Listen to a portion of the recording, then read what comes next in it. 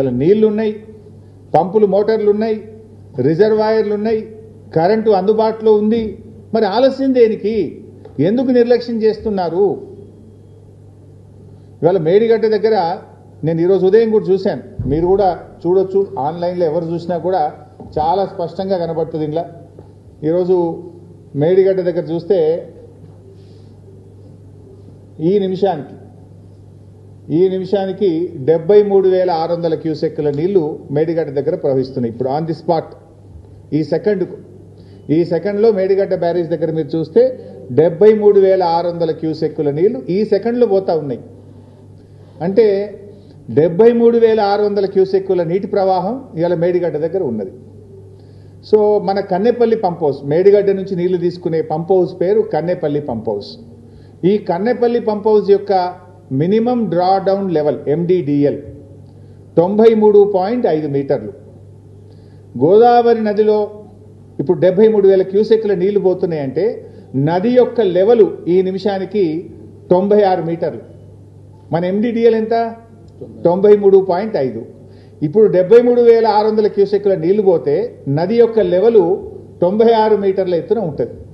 అంటే నీకు 2.5 మీటర్లు కావలసిన దానికంటే ఎక్కువ ఎత్తులో నది ప్రవహిస్తూ ఉంది.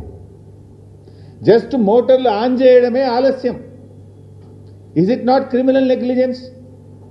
స్పష్టంగా నీళ్లు తీసుకునే అవకాశం ఉండి కూడా ఎందుకు నిర్లక్ష్యం చేస్తూ ఉన్నారు? రోజుకు 2 TMCల నీళ్లు తీసుకోవచ్చు.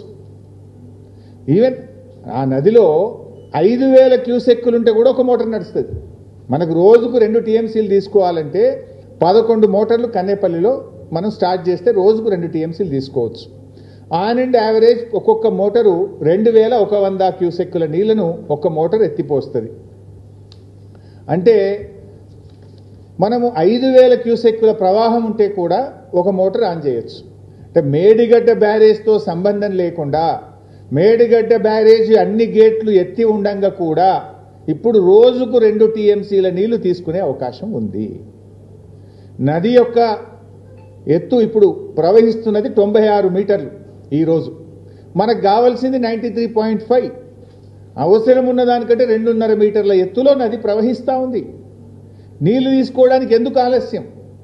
ఇప్పుడు ఒకవైపు మీరే చెప్పిండ్రు అన్నారం సుందిల్ల బ్యారేజ్ సేఫ్ అని ఉత్తమ్ కుమార్ రెడ్డి గారు అసెంబ్లీలో చెప్పిన సమాధానం ఇది. Annaram barrage Sundilla barrage perfect ఉంది, ఇబ్బంది లేదు అని అసెంబ్లీలో ఇది ఉత్తమ్ కుమార్ రెడ్డి గారు చెప్పిన సమాధానం.